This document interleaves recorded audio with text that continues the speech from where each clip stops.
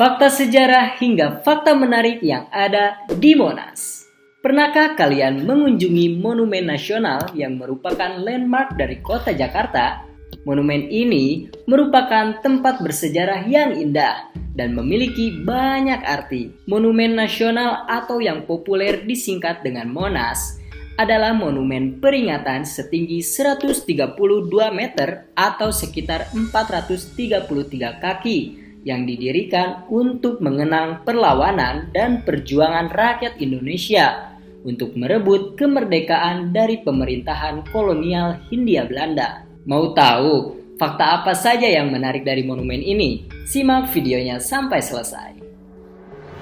Sebelum kita lanjut videonya, alangkah baiknya jika kita bangun bersama channel ini dengan cara like, komen, dan subscribe agar channel ini semakin berkembang dan kamu juga semakin banyak tahu tentang fakta-fakta menarik yang ada di Indonesia. Jangan lupa nyalakan tombol loncengnya juga ya. Fakta pertama, pemborosan anggaran negara. Pembangunan monumen ini dimulai pada tanggal 17 Agustus 1961 di bawah perintah Presiden Soekarno dan dibuka untuk umum pada tanggal 12 Juli 1975. Pada tanggal 17 Agustus 1954, sebuah komite nasional dibentuk dan sayembara perencanaan monumen nasional pun digelar. Terdapat 51 karya yang masuk, akan tetapi hanya satu karya yang memenuhi kriteria. Kemudian sayembara kedua digelar pada tahun 1960. Tetapi sekali lagi, tak satu pun dari 136 peserta memenuhi kriteria. Ketua juri pun kemudian meminta Silaban untuk menunjukkan rancangannya kepada Soekarno. Akan tetapi, Soekarno kurang menyukai rancangan itu dan ia menginginkan monumen itu berbentuk lingga dan yoni. Silaban kemudian diminta merancang monumen ini dengan tema seperti itu. Akan tetapi, rancangan yang diajukan Silaban terlalu luar biasa, sehingga biayanya sangat besar dan tidak mampu ditanggung oleh anggaran negara. Maka dari itu, banyak pihak yang menganggap bahwa membangun monumen nasional adalah suatu pemborosan, mengingat pada masa itu Indonesia belum begitu lama merdeka. Fakta kedua, lidah berlapis emas.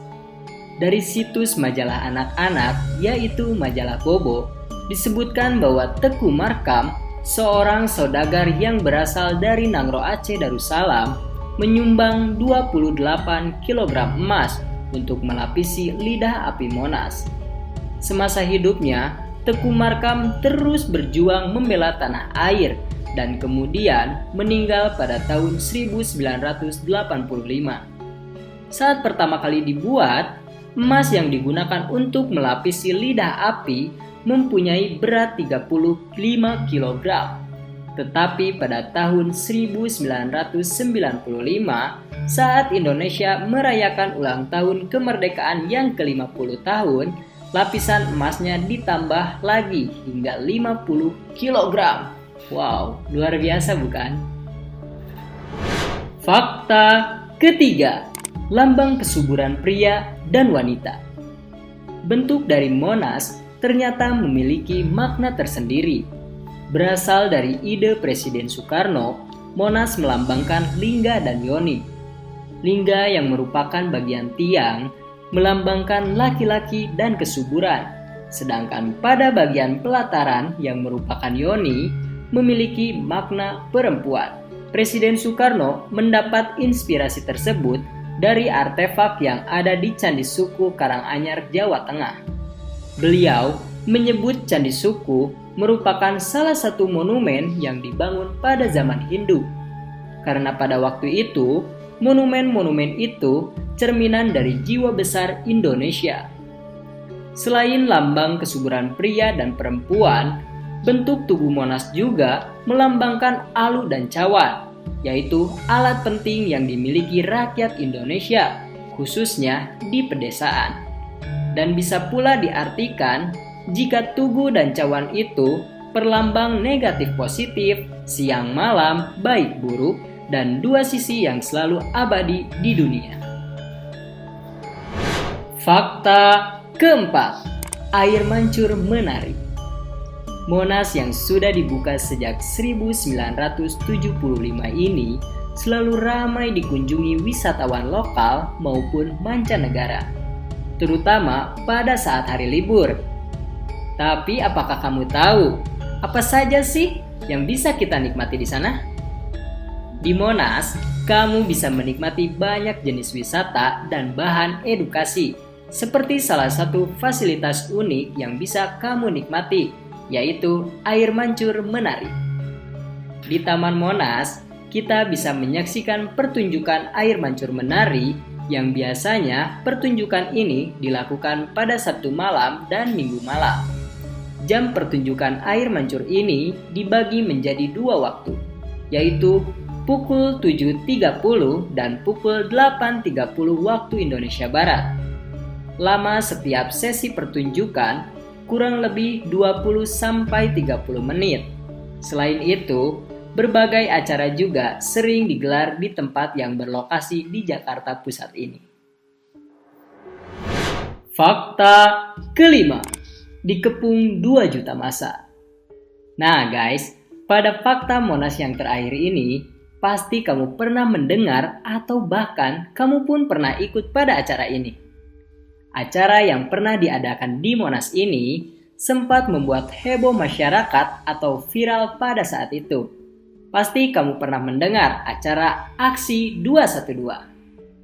Aksi 2 Desember atau yang disebut juga Aksi 212 dan Aksi Bela Islam 3 terjadi pada 2 Desember 2016, di mana sedikitnya 2 juta massa dari seluruh Indonesia kembali menuntut Gubernur DKI Jakarta nonaktif, yaitu Basuki Cahayapurnama yang biasa kita kenal dengan sebutan Pak Ahok.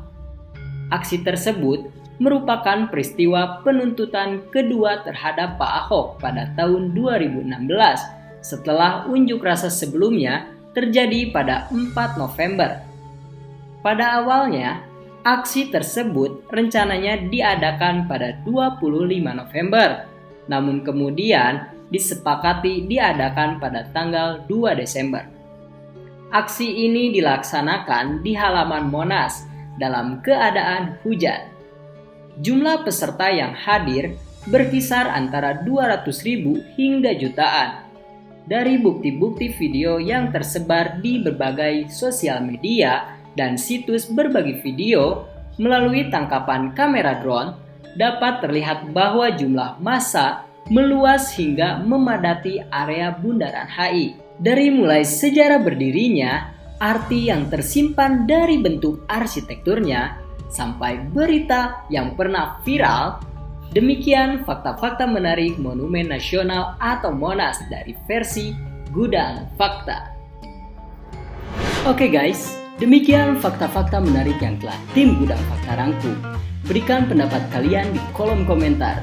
Dan jika menurutmu video ini sangat bermanfaat, jangan lupa share ke teman-teman kalian agar mereka semua merasakan manfaatnya.